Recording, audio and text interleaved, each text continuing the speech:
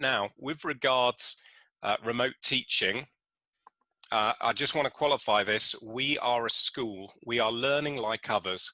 Our job is to help you signpost, but I hope during this session we won't come across as know-it-all smartasses who've got all the answers. One of the things about research evidence is that it's not a silver bullet. It provides helpful signposting, helpful challenge, helpful direction to take, but it does not give you cast iron solutions to all your problems. It is not a silver bullet. Okay, right. So let's just rewind a bit. Schools closed on March the 20th. When I wrote this slide, I thought, are you serious? March the 20th? Yes, it was quite a long time ago. It didn't take long after that for people with loud voices to start wading into how best to teach remotely. The gentleman on the screen is one of those voices. Now, I couldn't find his original provocation, but this is one from more recently where people are coming in and giving quite strong opinions on how best to do remote teaching, and in some cases challenging schools, particularly in the state sector, as to whether they're doing it right or not. At the same time, we see interesting reports from the Sutton Trust and NFER as well, organizations that are using what teachers are telling them to paint a picture suggesting that the percentage of students engaged with our remote teaching nationally on average is quite worryingly low, and rather depressingly predictably, the more deprived an area is, the less the engagement with remote learning is. So there's lots of opinion out there, and there's certainly an urgent priority to make our remote teaching as effective as possible.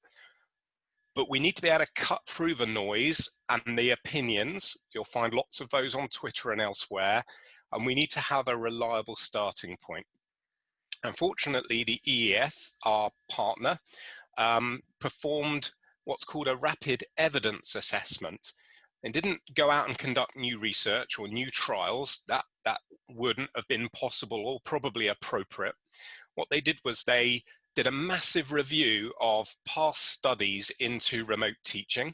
So I'll say this straight away, not necessarily for contexts that are identical to the pandemic, because we are in unprecedented times, but the most relevant as well as the most reliable studies where remote teaching has been used in previous circumstances. And they came up with these headlines. So these are our best bets, what the evidence points to most strongly when it comes to doing remote teaching effectively. The first is this: teaching quality is more important than how lessons are delivered. Okay, we'll explore that one in more depth shortly.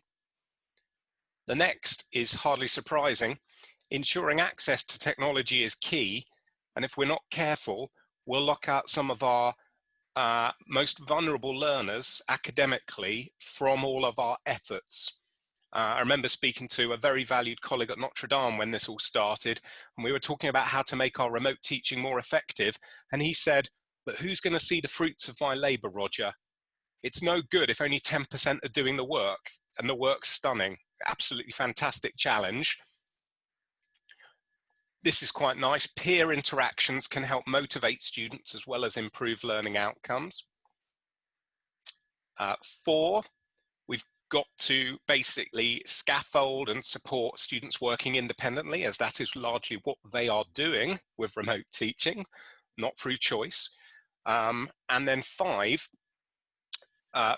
reassuringly, if you're hearing about what other schools are doing and it's not the same as you, there could be really good reasons for that. Okay, you know your pupils best, you know your context best.